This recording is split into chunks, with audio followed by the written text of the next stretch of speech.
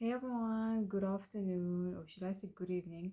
I know that the sound is a bit crappy because I'm not using an external microphone. I actually had one, but it got broken. So I'm going to invest in a very good external microphone soon so that you can hear me well. Today I want to talk a bit about solo dating. What is solo dating? What is my relationship with solo dating? Actually, I came across this concept a few months ago, would I say?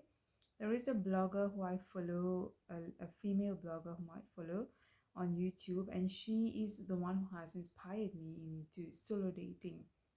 So, solo dating, as the name basically suggests, is just going on a date with yourself. And for many of us, this is something that sounds quite scary or unfamiliar or ridiculous, or I don't know, but I feel like there are so many people around the world who don't realize actually how uncomfortable they are in their own company, and then they expect that somebody else from the outside is going to come and enjoy their company, which makes absolutely no sense. And solo dating is something that is challenging. It's a bit scary in the beginning. It's going out of your comfort zone if you're not used to spending quality time with yourself and treating yourself like a queen. And I always love going out of my comfort zone. I think it is so seductive. It makes you become so confident, and people are just impressed to see that you have the guts to do what other people don't have the guts to do.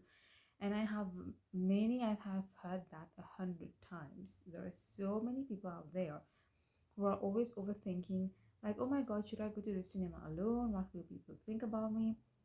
I can't go hiking alone. I can't go to the restaurant alone. I cannot go to the gym alone.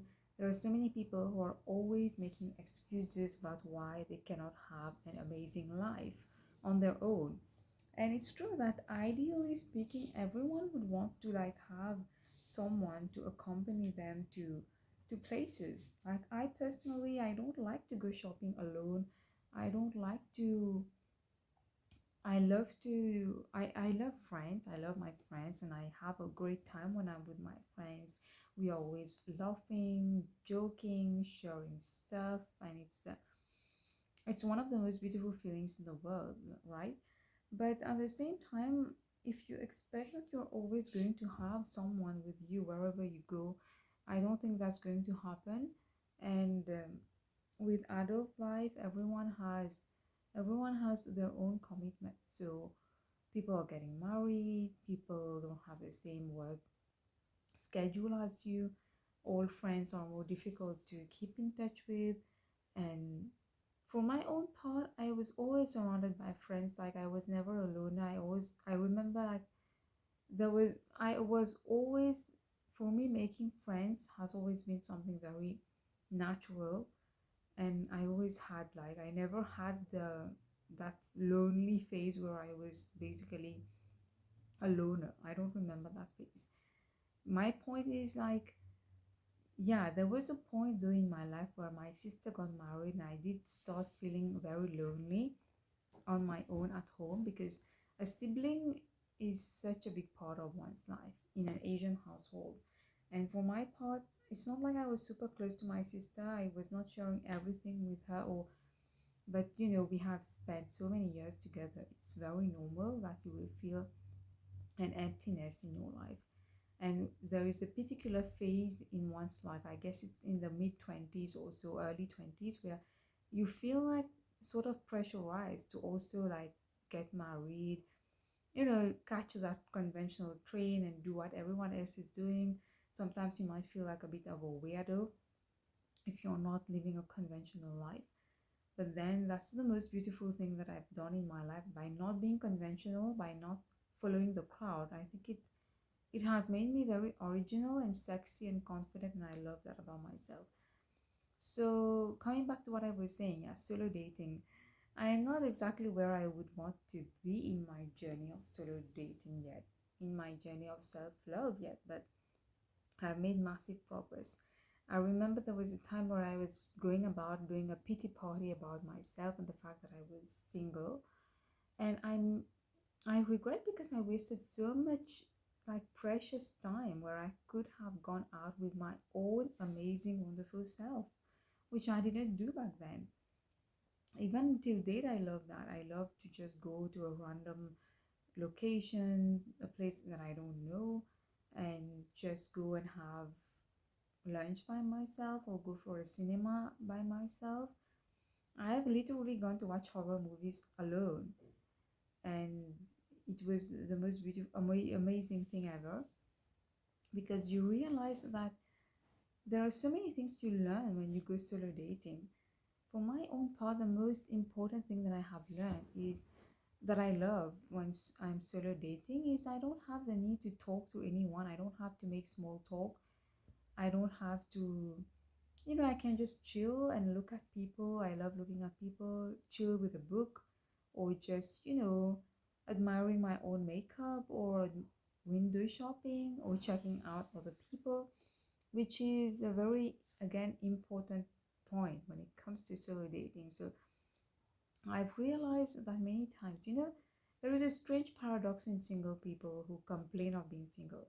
Many people who are looking for someone, but they are still single, they don't actually go out that much. How do they expect to meet people? How do they expect people to see them? Like for my own part, there were many times where I went out on a date with myself, not intending to meet any guy or not intending to attract any partner or anything. But then people came towards me, people came to talk to me. I'm not saying that all the people that came to talk to me were decent people or interesting people. Some of them were creeps, I admit, but I learned something. Like people came to me, talked to me, and I love to talk, I love to make new friends. So even if it's not to build up a romantic connection, but it built up my confidence enormously. As a woman, you realize sometimes you forget to nurture your feminine power, your goddess energy, and you don't have to go out of your way to look like a supermodel. You don't have to. I mean, it depends. If you're comfortable hanging out in your sweatpants, in your tank tops, in your sneakers, without any makeup, in your messy bun, then so be it. If you want to like really dress up to kill with the heels, with the lipstick, with the sexy clothes or whatever you are going to wear, then that's also up to you. For my own part, the most important thing is for me to recharge my batteries, reconnect with myself, and self love. Again, you have to fill yourself up, because we are so used to the notion that society wants to make us believe that you are complete when you have a partner, man or woman, as if the recipe for success and healing and fulfillment and self love lies in getting married or having a partner or having a boyfriend or a girlfriend, which is not true. I mean, it is extremely beautiful to have a partner who loves you and whom you love back. That is literally like one of the biggest lottery tickets in the world, I believe. But at the same time, like, it's not somebody else's responsibility to fulfill you. You know what I mean? Like, for me personally, again, there was a point where I believed and I thought and I hoped and I expected that somebody else from the outside is going to come and fulfill me, and I will feel less lonely, I will feel less depressed, and I will feel like all of a sudden, I would escape to this fairyland and then everything will be fine, which was so wrong. And I realized that actually, I was the one who had to make myself happy, and I could do that. I could do that very easily. Even till date, like just a little thing I would like to add. Even till date, when I visualize myself in a couple of years, I don't know what's going to happen, if I'm going to get married, if I'm going to be in a relationship, if I will be single, whatever. But the most important thing that I visualize is me having fun, pursuing my goals, achieving my dreams, meeting new people, and increasing my, again, like exploiting my talents, my wisdom. I don't really picture like there has to be someone with me at all costs. If it has to happen, it will happen. But being in a relationship doesn't mean that you are happier. There are many people in the world who are in relationships which are toxic, which make them feel lonely, which are sometimes not in line with their actual goals in life. I know some people who have lived their entire lives and then they regret having gotten married with that person. Like they are not even talking to the person. And it's really sad to see that you have lived your life perhaps trying to please people and to be conventional, but then at the end of the day, like, you're not happy in your life. You feel like you haven't achieved what you came here to. Yeah, I've digressed a lot, I admit, but this is unfiltered, and this is just me talking to myself. Probably, I think solo dating is amazing, and it will open up endless opportunities to you that you never thought of. And again, it's a reminder to women, especially women who feel inadequate, women who feel transparent, women who feel invisible, who feel like they are not good enough. If you've been through a breakup and you're feeling depressed, which is something that doesn't happen to me anymore by the grace of God, but if you're in that zone, then the best medicine I can give you is to just grab a ticket, go somewhere, go to a museum, go to a cinema, go to a park, go to climb a mountain, or just do something for yourself, from yourself, by yourself, and it's just going to work out in ways you've never expected.